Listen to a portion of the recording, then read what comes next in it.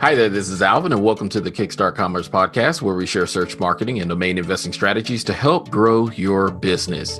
In today's episode, our guest is Mark Levine, a serial entrepreneur and astute domain investor, once owning category killer domains such as publish.com, bookprinting.com, and many other valuable one and two word.com domains. Today, Mark and I discuss how a lucrative career in a book publishing and technology company introduced him to domain investing. He also shares how and why domain investing has sharpened his business acumen. We also talk a bit about ccTLDS and which extensions he actively invests in. And last but not least, Mark reveals his overall 2020 domain results as a part-time domain investor, including average acquisition and sales data, portfolio sell-through rate, and much more. And so with that, Mark, welcome and thank you for making time to join us today. Alvin, it's a pleasure. I'm a real long-time listener. That is true. I'm a big fan, and I've consumed a lot of your podcasts over this year. Well, thank you, sir. Hopefully you've been able to learn something or another through my bumbling and fumbling around.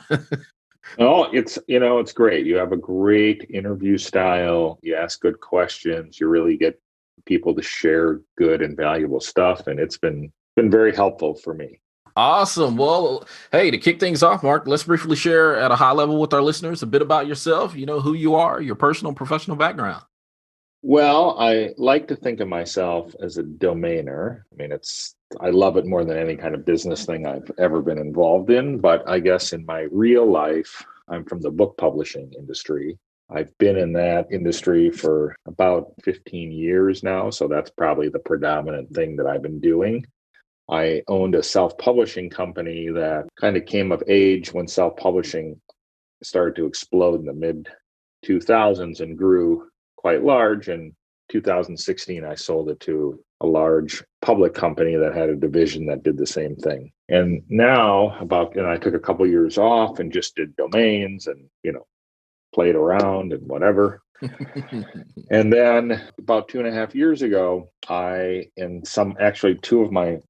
the CTO of my old company and the COO of my old company, and we kind of had this, we want to get the band back together kind of thing.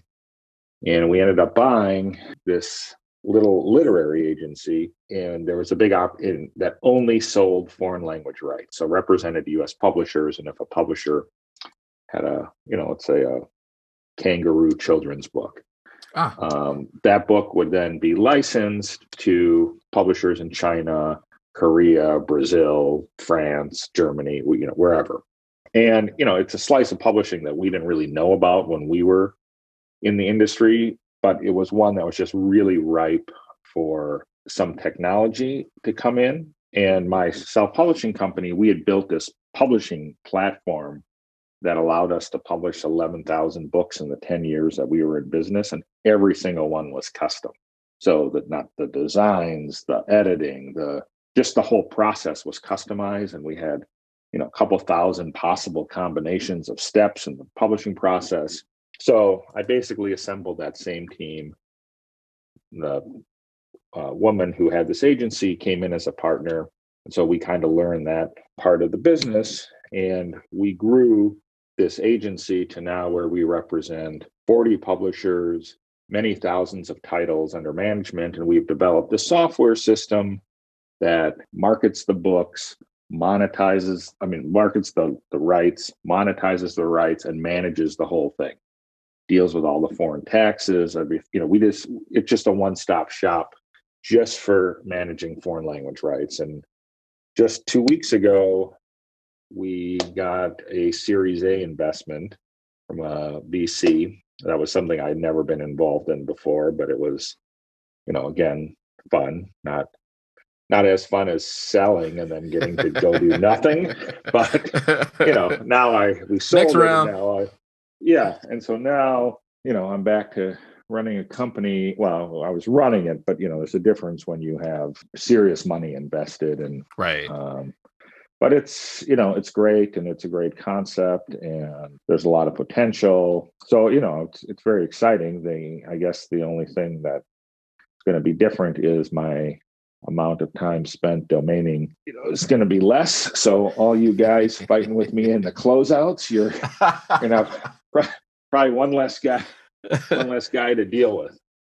I don't know, man. It's getting pretty thick in there, man, in terms of just the number of newcomers that are coming in, domain investors, as well as, I mean, I have a hunch, man, that there are some end users in play in these auctions, and some of them.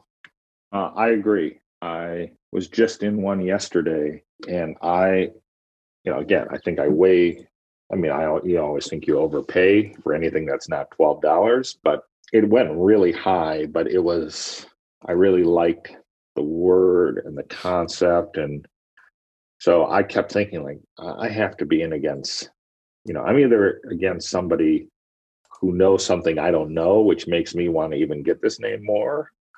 Or, the other person against me is thinking the same thing about me, or it's an end user. But so we'll see. I got it, and it wasn't cheap, but it was $12, and then it became $900.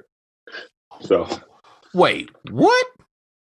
It was, with 5 minutes to go, it was $17 maybe, and then so I'd put my bid in. If it's a name that I really want, I try to be present, right around the 5-minute mark. Right. And get in there because, again, I had a GoDaddy, some of these other ones, you put it in and then there's another hour and then there's no end to it. But at the GoDaddy, because sometimes I put bids in, you get busy, you forget, you get the notice, you're driving, you can't log back, there's whatever, you can't get back to it. So I was right there. I was like, I'm going to get this. It's going to be a nice pickup. And it got out of control.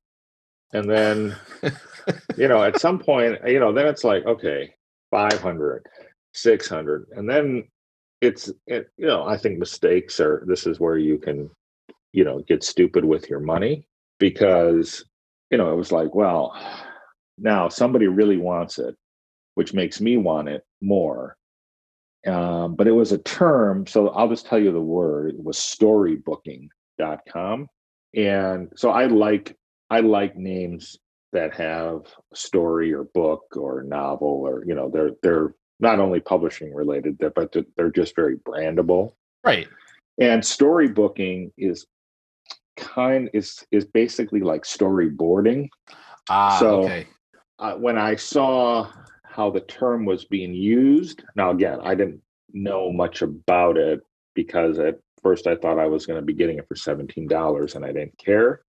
But then with each round, I'm like, okay, I got to go see, what do I think? And, once I saw the comparisons to storyboarding, and I thought, well, I am, I'm having a good year even now so far. So, names that I've bought in this price range have turned out for me pretty well. I don't buy that. You saw what my median purchase price is. So, it's definitely on the higher end, but I think it has applicable uses, and, there's always a publishing use for a term like that. So, I'll see. I hope it doesn't end up in my pile of regrettables. I've gone through that list a few times and added up just like all the ones that I bought like that I now regret. I'm a little more optimistic about this one. That is awesome. So then take me back, because what's interesting is, where I'm kind of I'm like, what in the world? Mark comes from the publishing world. How did you get connected? How did publishing and domain names, out of all things, to connect up? Like, how did that happen? That's a good question. And really, I had a company before my publishing company that did online business forms, like a DBA or a copyright, that kind of stuff. And this was before you could just you can do all this online yourself now. You can go to the state secretary of state and file it online. But in the early 2000s, that wasn't a thing. And, all we did was have the PDF forms, you fill them in, it was just we just tell people do this. It wasn't rocket science. Right. But I started buying different names. And there was a time, where you could get a name like incorporateinflorida.com, and you could buy Google ads and use that as the URL, but still have it go to your own landing page. You can't really do that anymore. Right. You can't just, but at that time you could do stuff like that. And so I started buying names like that. Then I sort of thought, and I didn't know a lot about domains, but I had bought, and I was starting to get a little bit into publishing also because we did copyright filings. We were doing a ton of them for authors. And so then I was trying to get self-publishing companies to allow me to do their back end of the copyright. I was like, hey, add this as a service. I'll fulfill it for you. It's a value add for your customer. And so I started researching all these companies that could be possible partners. Pretty soon I was like, you know what? Well, one, the response was not great. And two, I was just like, I've always wanted to write one of these info products. And they used to have, you still see them sometimes, but not as much, where it was like a one-page website that was 20 pages long, but it was like, Right. How much would you pay for this information? 59/49, bonus number 1, the 28 places to market your book. So I studied a bunch of those, and I said, I got like the kind of the keywords and the words that work that I took the sites that almost made me want to buy one of these. Said, I'm going to take all this knowledge I have about these companies I've been pitching, and I'm going to just put it together in a book. And I'm going to write this book about self-publishing companies. And I'm going to look at them and review their services. And I'm going to make it as a PDF and stick it on here as an add-on for $20. And, we'll see what happens. So, I didn't even know how you published a book at the time. But in doing that, and I guess I'm kind of moving away from domains, other than I had started to buy, like I had bought published.com back then because I was going to use that as some kind of a vehicle. So I paid a lot, that was an $18,000 purchase back then for the name. It was an amazing deal. The site, which was the first book directory on the internet, thousands of authors in there, because that was one of the places you could list your book for free. And so that guy ended up becoming an affiliate of my copyright business and later wanted to sell the site. And I bought the whole thing, the names, the database, everything for that. So that was kind of how I'd say I became really into domaining. I was buying names also for my business filing company. And I did think that when I went to sell it, those assets, even if the buyer didn't understand them totally, there is sort of a sex appeal to domain names when you say, look at this list that I own. And it was true in that transaction. And when I ended up selling the book publishing company, which was a much larger transaction, I got to know the buyer because we first came to meet because they tried to buy a domain of mine that I had purchased, a publishing name that I knew. It was a broad term in publishing, but I was like, there's one of 3 publishers in the world that is going to buy this from me. So I priced it for, it was a good, solid price.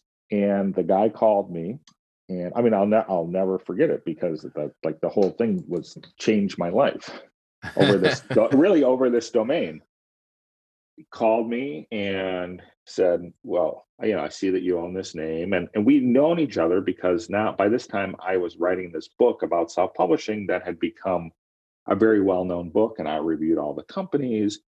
And so every time a new edition came out, I would contact the companies and talk to them. And so I'd known the guy who ran this division for this large company, but he called me and said, I see you own this name, and we want to buy it.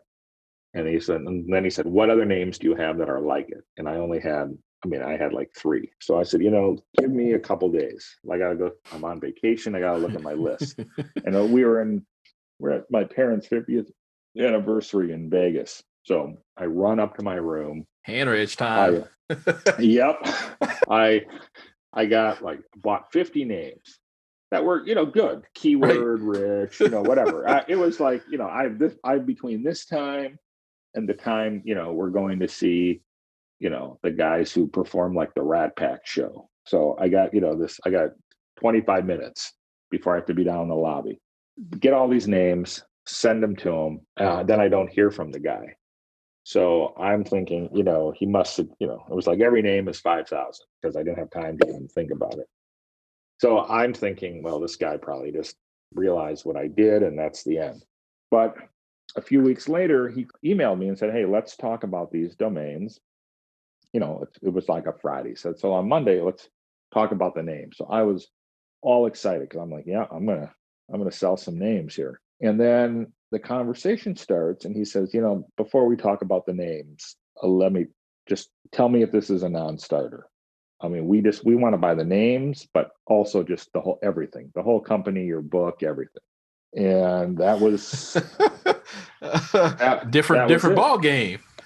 No, so that was it. So they ended up, buying this, but the whole thing really started from a domain.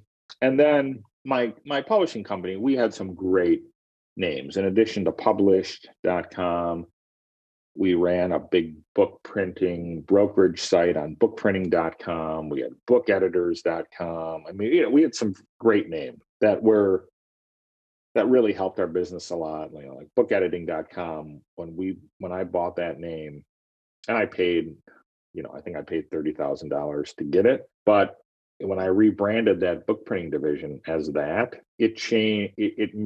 The money I was able to save on ads paid for the name 5 times over.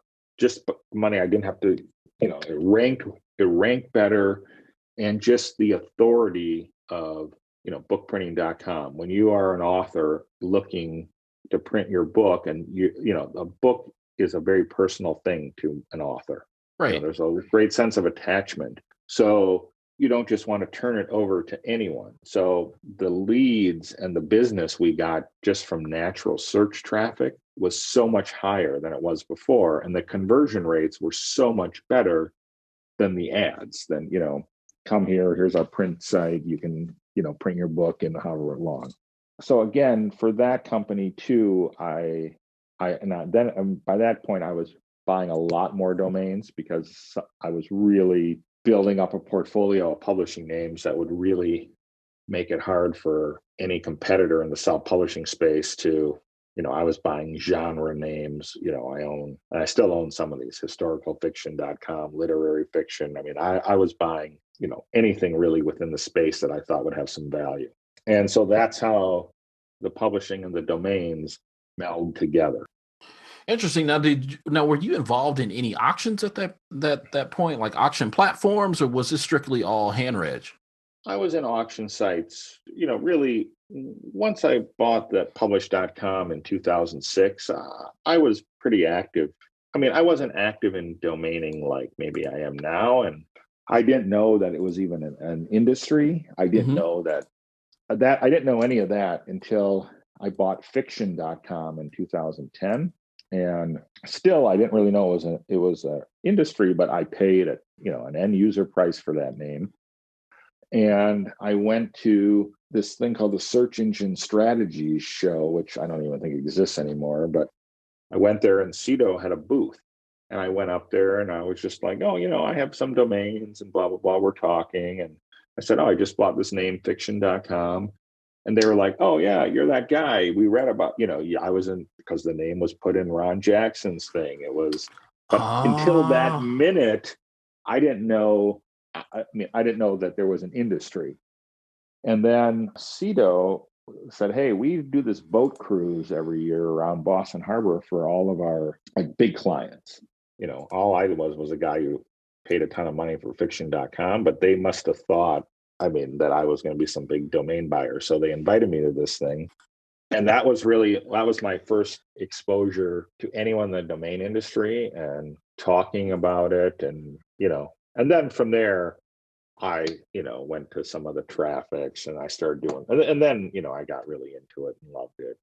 So that's interesting because I think by the time you and I actually met in a interesting way. I don't know if you remember it, but we both signed up for a NamesCon water school ticket giveaway on dsad.com. And I think, well, I know I won it, but I think you were like, right. It was like a first comment Oh, sort of thing or something like that.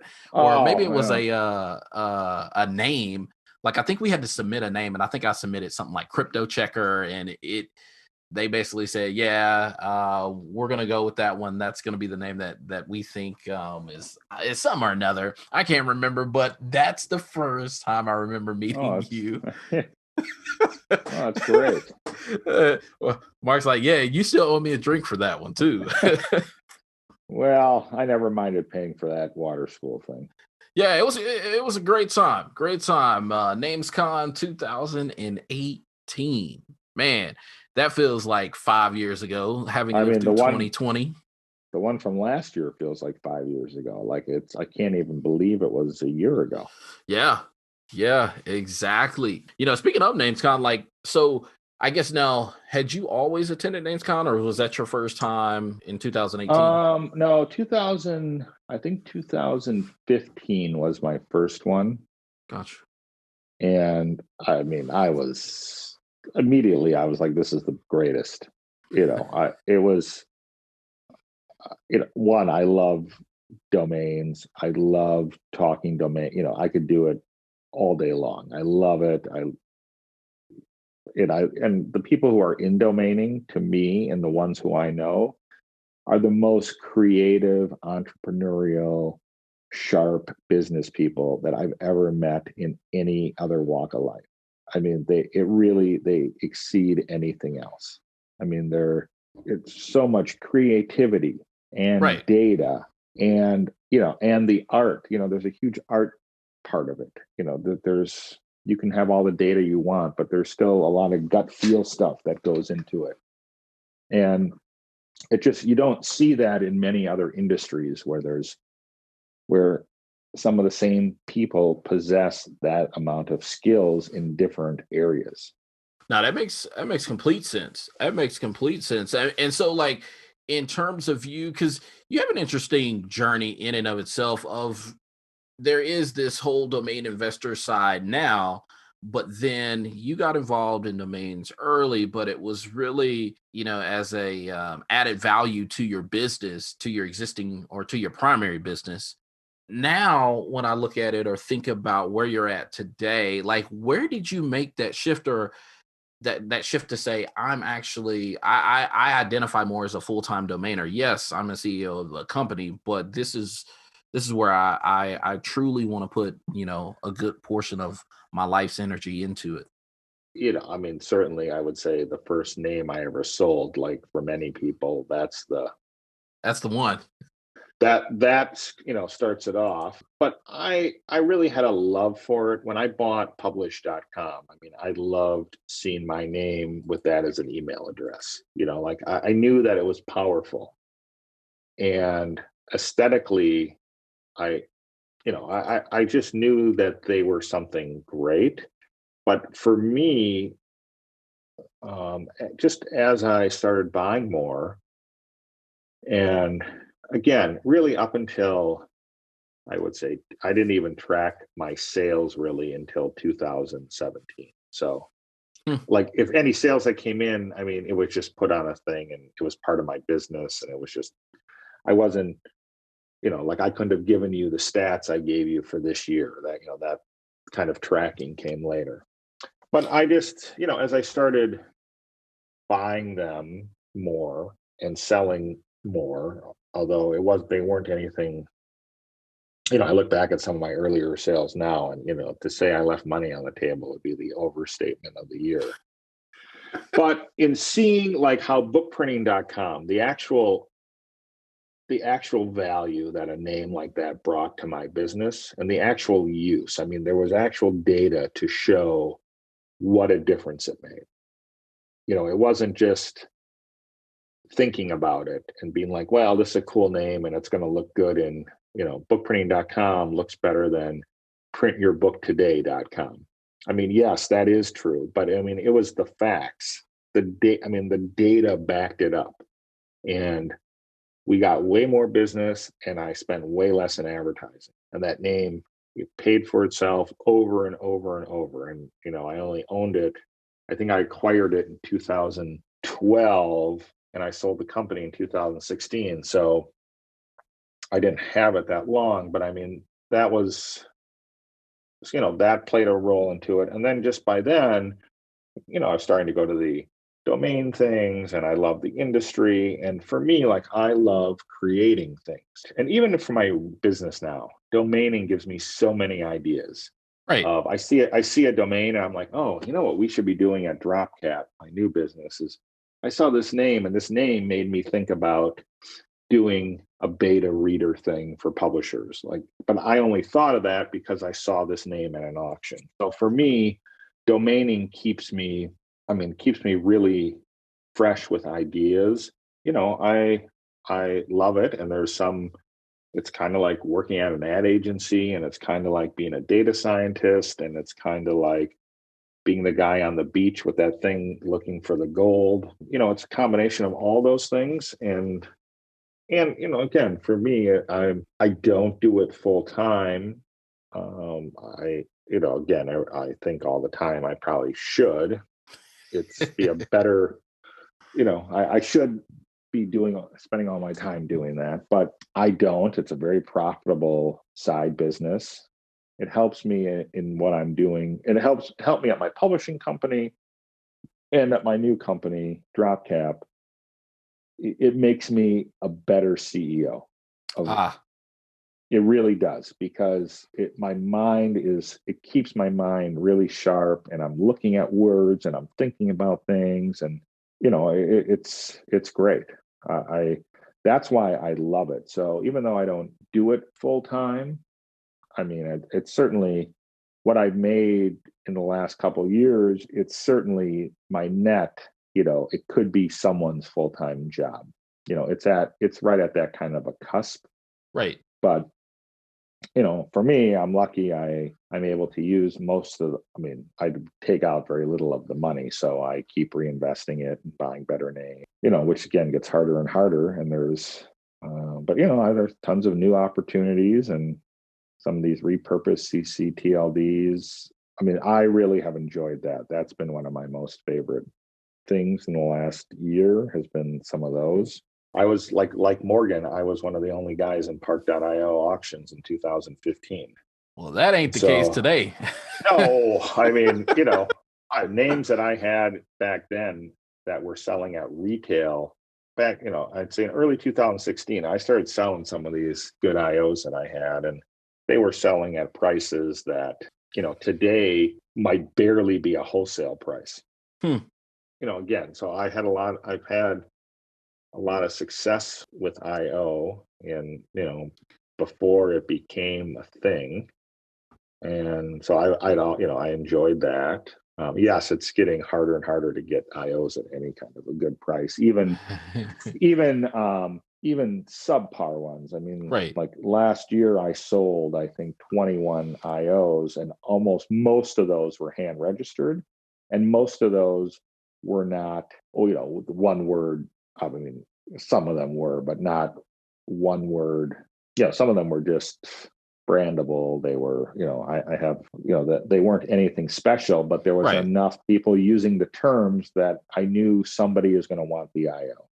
Gotcha. So let me ask you this then. What was the light bulb moment? Because you mentioned it earlier in terms of you actually started tracking. So before you were just selling, domains here and there, having good sales, but then what caused you to say, okay, wait, it's time for me to actually start tracking what I'm doing so I can truly understand in great clarity where things are at from a profit loss standpoint?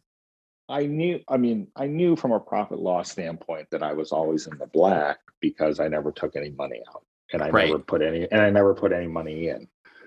But I mean, what really started the tracking was, and I'm, kind of embarrassed to say this, but I started dating someone who is a financial analyst at Cargill, which is a huge company here in Minnesota. And she helped me build this pretty sophisticated spreadsheet. broke up, but luckily, there was a template, so I can keep doing it for every year. So that was, and she was really helpful to me in doing that. And so that made it where I can, tells me where I bought from, where I sold, what percent just some of the data that I provided to you. Now, I probably would have eventually had somebody build something like that. Mm-hmm. And it's really more for me now.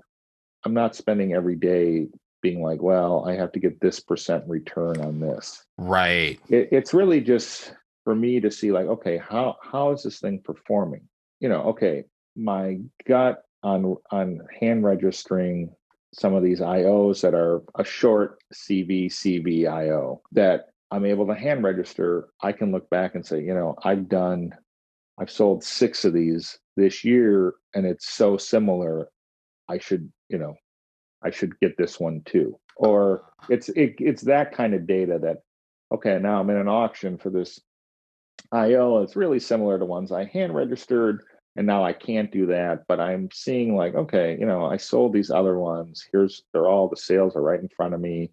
So it kind of gives me a range of where I'd be comfortable going. So it's not, it's not a huge data, Right. It's very much a dashboard or yes, almost kind of like a key business indicator type situation of it's not going to be the final decision maker, but at the same time, it is going to help me make an informed decision about whether or not I buy or sell a given domain.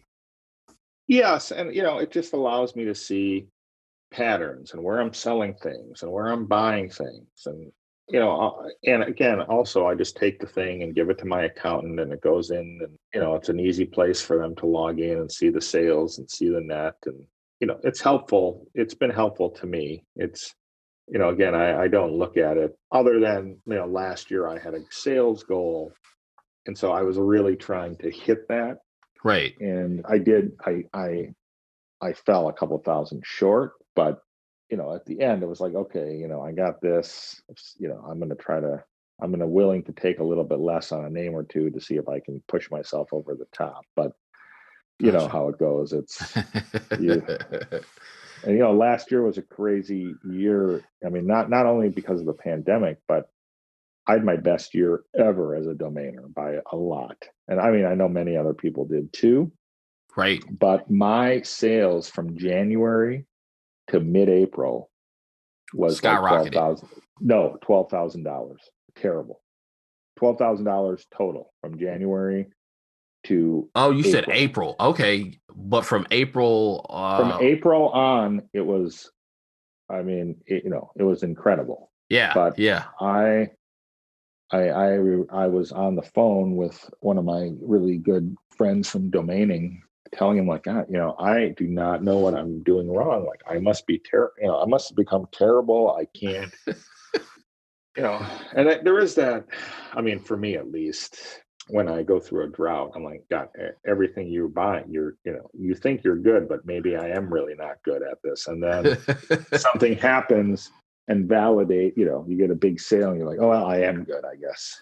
But this year has been, this year already, I've surpassed the first 4 months of last year. So that's awesome. This year is starting out very strong. And I mean, I sold, this is a random, I only own 3 of them, but I sold a .network name last night. Wait, what? A .network? Yep. I thought you said a .net work, no. like .net space WORK. Like I was like, wait, you sold a .net name work, but no, you're saying you actually sold a TLD, a .network TLD. Yes. Domain. Yes. So okay. In terms of today, your portfolio, like are you predominantly IOGG.com? I would say I'm 88% .com and probably 6% IO. And now probably, I bought a lot of GGs this year, but only because I just used the money that I made to to buy more. And it was, so that's heavier than it would be. And then just, a couple AIs here and there, a couple .co's, a couple, these dot networks, there was an auction. I liked the names. I got them, I think I might have even been the only bidder. I think I paid $22 for these ones. They were 2-letter dot networks. And, didn't have any idea if they would be anything, but, it looks cool. I mean, visually, I think, it's it does. Just like to me, dot media is it's pleasing to the eye. I did sell one of those a couple of weeks ago that I actually bought because I own the .com. So I own, keyword dot media, but I also own keywordmedia.com. And I really bought it to try to package it, but somebody decided they would, they'd pay $600 for the .media and not $5,000 for the .com. So my .com just became more valuable. But those are just, I see them, and if it's something connected to a .com I might buy it. Those networks, I just was like, whatever. Now, were those inbound or outbound sales? I don't do any outbound. No outbound. So inbound. That is even more eye-popping that a dot network, you were able to sell it. But hey, I throw this little disclaimer out there to listeners, like, do not go try that. Do not go break the bank on dot network doing that kind of crazy stuff. And because to a certain extent, and I only own a handful of, I have some dot services, some dot solutions. I have Brown dot media, but outside of that, man, it's a hit or miss. Like, there are some people that are doing well with the new I say new GTLDs, but GTLDs, it's only a decade later now, but they're doing well with them. But I guess the sales really pale in comparison to just the consistency of some of the ccTLDs as well as some of the .com domains. I mean, is that your same take, or? Oh, absolutely. I wouldn't advise anyone to go start buying all these things. I mean, I look at some of these things as, it has to be money all this money in domaining has to be money you're not prepared to see again. I think that just, even no matter how good your data, and you got long hold times. Sometimes you get lucky, but a lot of times you don't. Right. And you're holding it. And some of these dot networks, if I had held even these 2-letter ones for 3 years and I don't, I see no sales or so low, or I have to think of, I dump some of these things. Even when I went to go see whether I was going to accept this price, there's very little data. Oh, wow. And even on name bio? Very little. Just if you look at, there's just not a lot of those kind of sales. The GG thing for me was different because I had bought about 50 of them last year. Morgan had written a big piece about it. He had gone to some gaming show or something in Hong Kong and wrote a big thing. And then I saw this thing on Brian Gumbel's show, Real Sports, on, I don't even know, Fortnite Championship or whatever. It was, an arena packed full of people. And so then I was like, well, these things, I'm not a video game person, so I don't know a lot about it. But I was like, well, it seems interesting. And, the industry is sure one that's is exploding. So I bought 50 like last September, and by June I had already sold 5 of those of the original 50. And it kind of felt, and again, I'm not saying that this is going to be the case because I don't have any idea, but for me, in my own experience of selling, it was the same. It was like IO in early 2016 for me. The level of interest and people offering. And so I just decided, and no, it's I'm either going to be a genius or I'm going to be a guy that wasted 10 grand. But I was like, I'm going to take all these profits from these GGs I just sold, and I'm going to go hand register, ones that I think are going to be good. And during a lot of this summer, there were Dynadot had deals. This other place, Channel Island Hosting, had deals. So you were able to get them for pretty cheap. And I kind of just figured, well, I'm gonna, I've had success selling them. So if they become a real thing and I didn't get in when I had success, I'm gonna really feel stupid. And if they don't, okay, well, I took it, I gambled the money I made on them. And, so far they're working out. I just had a big one a couple of weeks ago that I sold for 5,000. So now I'm, Nice.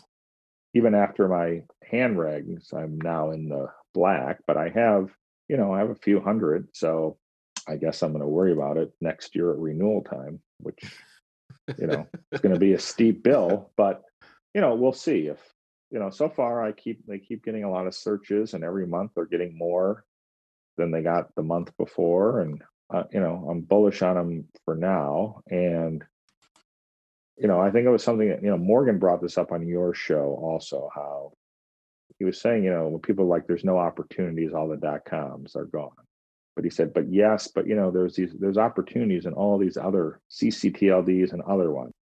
There's a lot of opportunity to own one word ones. Now it's not the same. It's not even in the same league. It's not even in the same universe. But again, I don't know that many people who have sold any. I mean, of the people I know, I think I'm the only one that's sold one of my friends who I talk to regularly. So it's hard to know, am I just getting lucky, or is there something more out there? I don't Right. know. And it could be either way.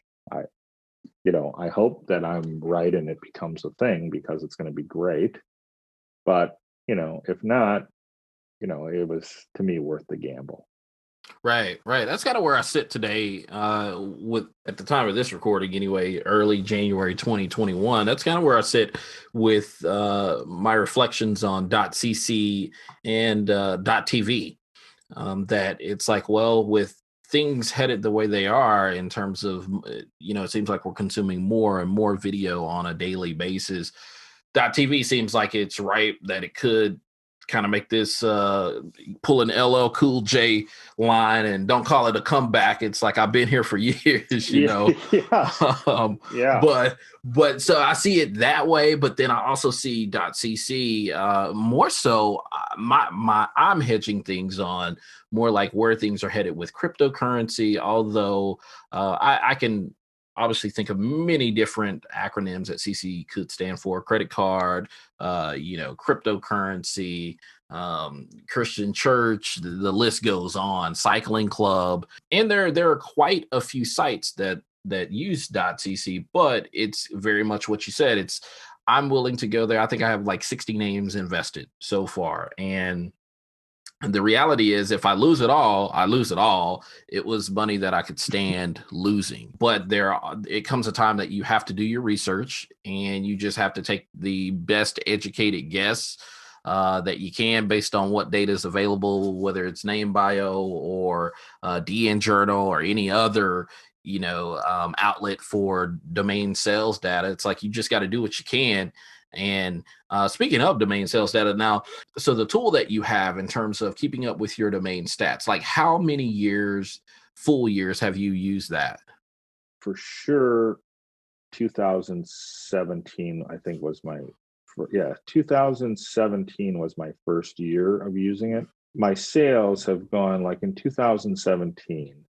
Yeah, so my sales from 2017, my gross sales are triple what they were then. Now, obviously, I have more names, but not at that. Not at I'm so it's gone up every year. And my acquisition cost, I'm pretty disciplined. So, like, on the names, this is on the names that I sold. This isn't on my acquisition costs overall, but I think it's probably similar. In both the last couple of years, my average acquisition cost on the names that I sold was about 30 some dollars. And my average sale price was about 27 to 2800. I mean, pretty consistently. So I'm, like, just trying to, hit doubles. And I'm spreading that risk around more names. there's things I like about having a larger portfolio like that. And there's a lot of things, that are, it's close to being an unmanageable amount for me. Like if I got any bigger, I really will have to build some kind of I'll have to build a tool. I mean, other, domainers with really large portfolios have tools to help them manage it. I mean, you can't even keep up with the renewals. And so, there's some downsides to owning something that large, but it's good. I'm selling, last year I sold over 2% of my names, which is amazing. Great. I mean, and the IO sales I sold, I think 8% of my IOs, but I'm guessing many other people probably did that well. I think, in these other ccTLDs, when you have, a one word ccTLD versus a brandable.com, you're going to sell, the percentage sales are probably going to be higher because of the value of the word to the left. Right. Again, not, if you have stellar oneword.coms, that's, that's not the case. That's not what I'm talking about. I just have some decent brand, some good 2word.coms, and, a stellar oneword.gg has probably a better chance of selling quickly at a, reasonable price than a brandable.com that, somebody could choose from hundreds of different things. Now, what's interesting to me, so you're able to basically now see at least 4 full years using your tool. Now, in terms of, let's get into last year. So, like, are most of your names now? Do you use landers? I'm assuming like Afternic, Cedo, Dan, any of that. I use FD and Dan. I probably have. That's the majority. That's almost, other than ones I have on Brand Bucket or Squad Help or whatever, it's FD and Dan is probably now 60-40 to FD. And then I list on Afternic and Cedo, but without parking on Cedo, there's not a lot. I've only had a few sales from there because I don't park there. And so that's what I do. I don't do any outbound. I would like, if Afternic had a buy it now thing on its landers, I would probably move everything there because you kind of are getting the best of both worlds. I do think it would be, I think on some of my names, when I end up in a discussion with some, because I have make offer. So I might have it listed for $5,000, but you can make an offer. Now, sometimes, if someone makes an offer that's serious, then you have a shot of selling. If somebody makes a $20 offer, most of the time it goes nowhere. But sometimes the person offering doesn't realize that they're not on GoDaddy, essentially.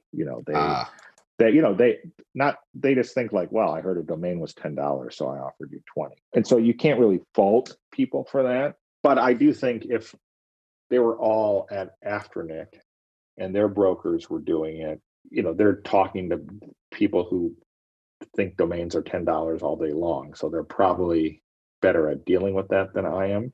But I do think the buy it now is very important because at the range where I sell names, which is mostly $2,000 to $8,000, a lot of those names are impulse buys. I mean, from my years from when I was in the business forums, I mean, I always pictured those people. I mean, a lot of those people that started a business and, they didn't pay for the registered agent renewal within a year. So you knew that they were gone. And I always thought a lot of those businesses were just like, I'm at a barbecue, me and my buddy come up with a great idea for a business. Let's go do it. It's great. I'm going to do it right now and I'm going to make millions and I got room in my credit card. So I'm going to spend this $2,500. And I think there is a lot to be said for that. I mean, I just think when people think about it, and this is not their, domains isn't their world, and they don't even get the value of it. And they overnight, they're thinking about, they offered you 2,200 and you came back at 2,800, and now they're thinking about it. There's a chance that they're going to be like, what? Wait, what? I was going to spend what? Right. Or they tell their spouse and the spouse says, you're not doing that. I don't want to hear your 20th business pitch that's going nowhere. You're not. So So if Afternic had landers that had both the contact, because that I would love the Afternic guys to deal with it, and the buy it now for the impulse people, I'd probably have everything there, but they don't. I think working with both, Dan is spectacular. It's a great system. It's quick. It's easy. They're easy Yeah. to deal with. And same about FD. FD is also good, and now with the integration with Dan, that's great. And then Dan like teamed up with Media Options. Yes, and Andrew is amazing. Dan is actually a model. It's really interesting because we're building out this other site at DropCap that's going to be this public rights marketplace. What we do now is not public, just only for rights buyers and the people who own the books. Right. But we're now doing a more public one, and there's a lot of analogies to what Dan is doing, how they're working with someone like DNWE, the things Squad Help is doing. So there's a lot of domain parallels, and at the very, at its core, my company that's involved in publishing rights, they're really just digital assets. They're in many ways like a domain. So there are a lot of similarities in marketplace models, how those things are used. I've gotten a lot of great ideas from them. Those companies are stellar, and they really add a lot to the business. DNWE I just bought a name from there today, actually. Fantastic. Yeah, they recently changed their model as well, right? Yeah, I think it's great. I have never been a seller on DNWE, so I don't even think I got the email, but I'm a buyer. But I am going to join just because, one, I want to support those guys. It's a great, I think what they're doing is great. It's fantastic. And if I'm a member and whatever, I may list some names. We'll see what we'll see what happens. But I want to support anyone in the business that's doing something interesting that I can. I think it's important that those guys are around and thrive. And it's a great concept. There's a lot of riches in the niches. There really totally. is. Totally. And so with your 2020 sales, you had a banner year, but what's interesting is how old were most of those domains that you had and sold? Most of my domain, and this is what makes me really bullish on what I own, because of my domains, of the names I sold in 2020, 24% I bought in 2018, 33% I bought in 2019, and 19% I bought in 2020. So, I've sold, and then there were some from 2016 and 2015, but that was pretty nominal. So those that you bought, now, were those from auctions, hand reg, or? Well, last year, I sold 70 names, and of those, 40%, so I don't know what that figure is, 30 maybe, were hand registered. Now, of those, a lot of those were IOs. I would say half of those were probably IOs. And the GGs. So that does kind of skew those numbers up. Mm-hmm. But what I didn't count like closeouts, because closeouts are, they're not technically a hand register, but right. You're the only person that wants it. So you might not be the only one, but at the minute it's at closeout, it made it through and nobody else wanted it. So if I included those, that figure would be much higher. I don't include those, but a lot of those hand regs were the IOs. I'm just trying to quickly look at my list for .coms that I know were hand regs. There was probably, last year, I'd say 2 or 3 that were, I ended my year selling a .com for $2,500 that I hand registered in June of 2020. Again, that's obviously, that's amazing when something like that happens. Right. But it was one of those years where, it started out horrible, but then when it got good, there was a .tv, and I'm not even a big .tv buyer, but I love the word, the word that came before it, and I bought on DNWE for $99. And a month later, I sold it for $4,000. So it was it was That's that kind amazing. of a year. So for me, it was that kind of a year, where the equivalent is you're in Vegas and, you walk by a roulette table and you put a thing down on your way to dinner and you win. It was Right. the end of the year was kind of like that for me. Wow. And so 70 domains, I mean, that's shoot, on average per month, that's like 5 or 6 domain sales per month.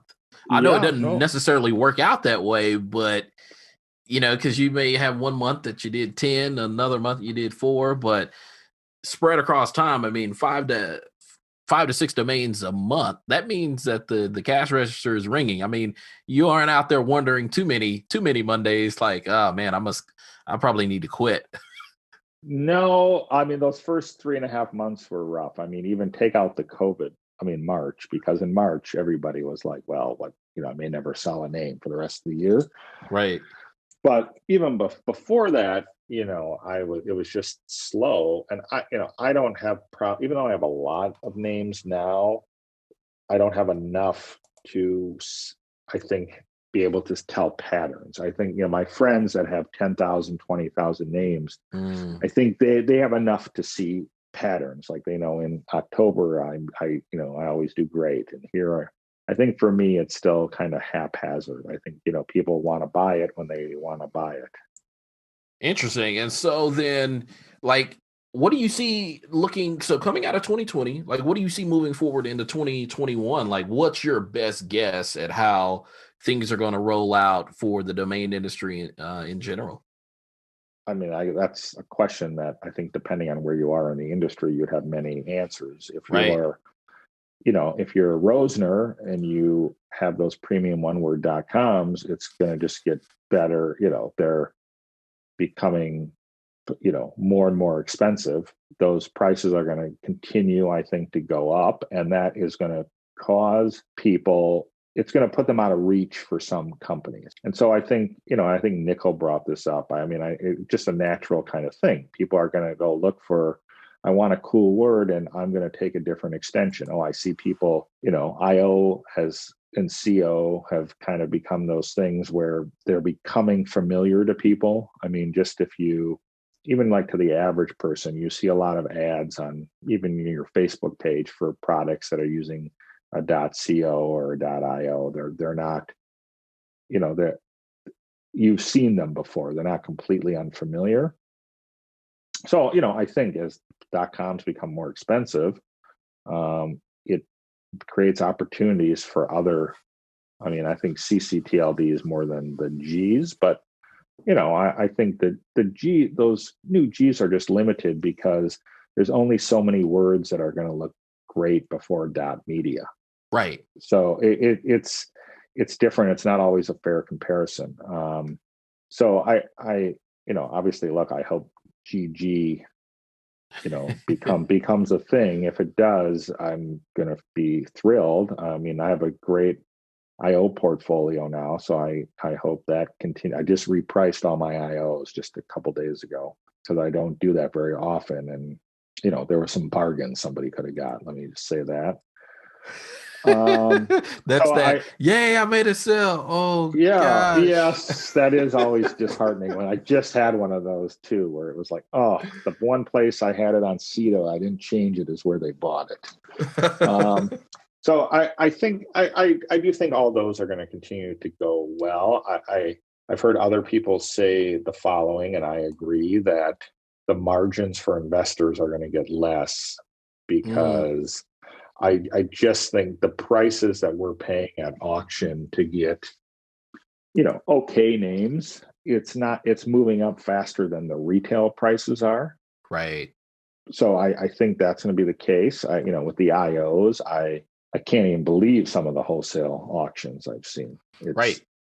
It's incredible. And I do think, I do think some of those ones have chances of selling for, big money. And I think once they do, there'll be more. And then when you take in all the crypto money and people who have made all that money, and if those people are going out and acquiring and starting companies and doing things, you have now that's essentially kind of like monopoly money in some ways, because they've made so much money that could be flooding in. I mean, I think it's a great time to be a domain investor. And I think that I do agree with Morgan that there's plenty of opportunities for people to get in now. Again, I would not, anyone I know who's ever wanted to get in, I tell them, take Michael Seiger's course and you complete that before you buy one name. And then just like if you were, playing in the stock market, you do a fake portfolio and you see how you do for a little while, and then you start buying closeouts. Right. And then, you set a budget and whatever you are prepared to lose, because you're likely never going to see it again. If you buy 10 names, you're likely never going to see it again. But I think that's the way I would certainly tell people to start. Not that anyone's asking me, I guess. No, but I think that's good. Now, one of the areas that I didn't hear you mention, and it's interesting because it is a ccTLD, like, what are your thoughts in regards to getting involved in like the VC? Like anyone else, when Jason Shepard put that thing up on Twitter, that guy did more for .vc than anyone.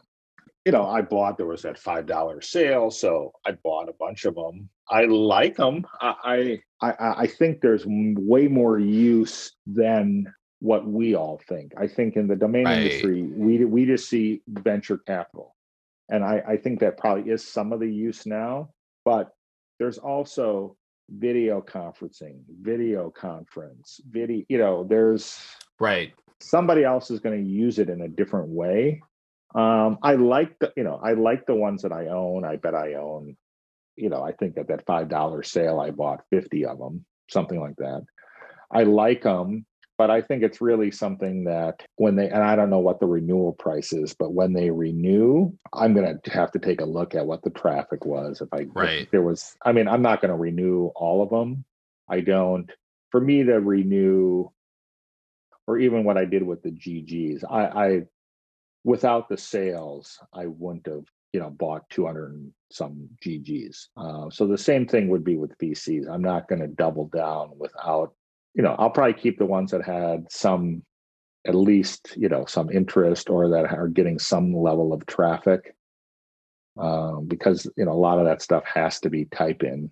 None of these things had traffic before, I don't think. I think so. I like them. I have some .cc's too. I've bought 4 or 5 of those this year. I like them too. I've never sold one, but I think it's, I just like having a few of these around. It kind of makes it more fun. It makes the whole thing more interesting. It's, like even with the .net, it was just fun to, I texted a few of my domain friends last night, and I was like, I bet I'm the only guy that sold one of these.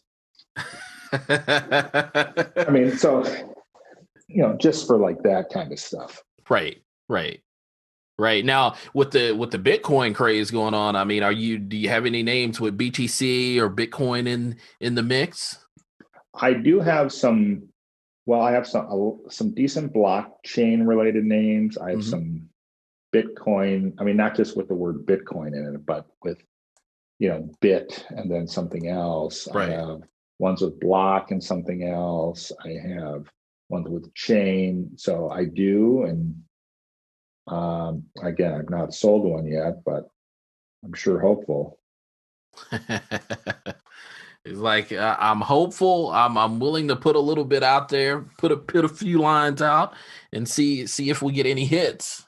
So then, I guess wrapping up now, like, what would your advice be? I know that you stated in terms of getting folks involved with DN Academy and whatnot, but if someone is just starting their journey in domain investing and or entrepreneurship, like, where should they start, especially knowing your background? So if it's someone that's already, let's say they're in kind of the same position or travel down the same road that you did, in terms of they're in another industry, they've had a few successful startups and exits, what's your advice to them when it comes to actually getting into domains? You have to be disciplined. That's number one. if you're going to do this, you can't just, like anything else. If you get into the stock market or Bitcoin and you just start throwing money around, consistently being inconsistent. yes, I mean, that's not going to work. I think people that have started and sold and had some successful exits in business they're not just throwing money around like Right. that. I think but I will say there is somebody who got referred to me who was in the restaurant industry for years. That was his only career, running kitchens and running the front of the house. And at my old company, we loved hiring people who were servers or in the restaurant industry because they can deal with customers, and they always can deal with a lot going on, and there's chaos. And an old neighbor of mine said, "Hey, will you meet this guy? He's going to transition careers." And we talked and had some meetings, and I started telling him about domains, and he got really into it. And I said, if you take Seiger's course, I will mentor you, but you got to take the course, because otherwise it's just, you're just you're shooting in the dark. Yeah, and then I said, and then you take the course, and then you go to closeouts, and you tell me names you're thinking about and why you're thinking about them, and then I'll tell you what I think, and then he has a wife and a young kid, and so I'm like, another one on the way. I'm like, this is not the this is, but I was like, if you have $500 you want to do this, it'd be good. And we had another meeting. This is again when we were sitting outside. So came, and he had a notebook full of notes on domaining. So I was so impressed with that. And he really had a good gift. He got it. He was good with how the words go together. And so we actually just ended up hiring him at DropCap. That's awesome. That is awesome. So because I was so impressed with how he was learning domains, I ended his domain career, because then I was like, now you have to, you can't be playing around domains, because now you have He's like, hey, we can help you with the capital challenge. Right. We can get you set up on a longer runway here. Yeah, that is awesome, though. But just how he took it so seriously and how he studied it, right, and just his natural, that he was creative and could, I think, again, I talked about this way earlier in this show, just the creativity is really something that is remarkable in an industry where so many people have it. Right. It's rare to see. I don't think we think about it like this in domaining, because we see it all the time. But there's a level of creativity that doesn't exist anywhere else. So we were just so impressed. Well, I was, and then I told my partners, I was like, we need to interview this guy. And independently, they came to that conclusion also. So while That's his awesome. Domain career was short-lived, it led to, a longer sustainable career with a paycheck. Certainly. Now, does he still invest in domains on the side? I'm assuming he does. I think he has like 10 domains. Okay. So, okay. He may, obviously, we don't care if he does, but, I hope he's not wasting any energy writing me emails about domains. Right. Because, that time ended the minute I started paying him a salary. Oh, man. That's awesome. Well, last but not least, Mark, is there anything else that you'd like to share with listeners in case somebody wants to say, hey, Mark, I heard that you said this on the show. How might they get in contact with you? Oh, I, love to talk to people about domaining. I respond to anyone who ever contacts me. Best way to contact me is mark@domaintheory.com. And my Twitter handle is also @domaintheory. But I don't tweet a lot. I'm more of a liker and a occasional tweeter. He's like, if I got something good, I'll give it to you. Other than that, let me remain behind the scenes. I love talking domains. So yes, if any of your listeners want to reach out, I'd love to hear from them. And again, your show has been one of the great highlights of my 2020 in domaining. I've spent a lot of time running and walking, listening to your stuff and loving it. And I'm honored to be on, and I'm a fan. Well, hey man, we're glad. I'm glad to have you on. Like I said, it's interesting to hear everyone's journey, everyone's story, the intersections, the commonalities, the differences, and how we all arrive to actually, making this a profitable business in our own way. And so, well, man, that's it. Hey, we're out of times, but Mark, man, thank you again for joining us today and sharing your entrepreneurial journey. It was a pleasure. Nice to talk to you. Yeah, and thank you, listeners, for tuning in to Kickstart Commerce, where we share search marketing and domain name strategies to help grow your business.